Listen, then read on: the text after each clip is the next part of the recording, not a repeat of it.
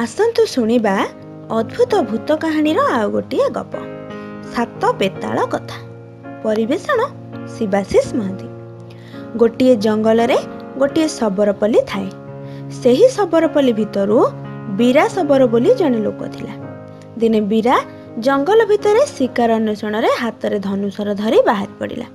जंगल रे blue blue शिकार किछि न पाई जंगलरु फलमूल संग्रह पाई लागी पड़िला। एमंत किछि दूर जिबा परे बीरा देखिला गोटे काठुरिया जंगलरु काठ काटु काटु गछ मूलरे थिबा बुदारु गोखर नागसापटिए बाहरी आसी दंशन कर देइथिला। काठुरियार प्राणवायु सेठारे उड़ी जाइथिला।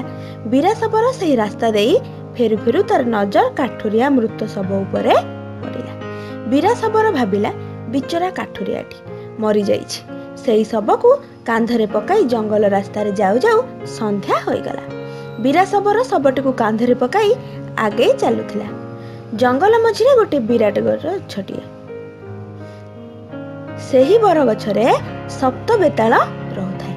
बेताल माने शबर को देखी कहिला, आरे शबर, मृत शबटीकु केउ आडे जाई जाउछु, ताकु आमको देई दे। बीरा शबर बेताल मानक कथा को भ्रुक्षेप न करी आगकु आगकु माडी चलिथाय। संध्या बेल गड़ी गलानी।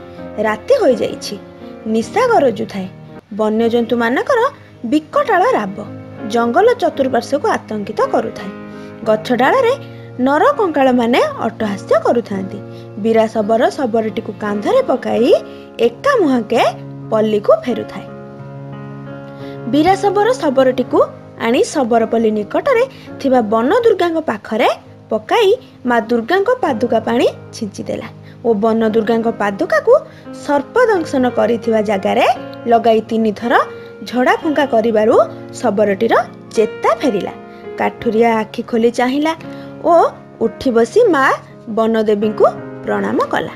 बीरा शबर काठुरिया को सबु वृत्तांत जणाइबारु काठुरिया बीरार उपकार पाई शबर बीरा सहित बंधुस्था स्थापन करिथिला।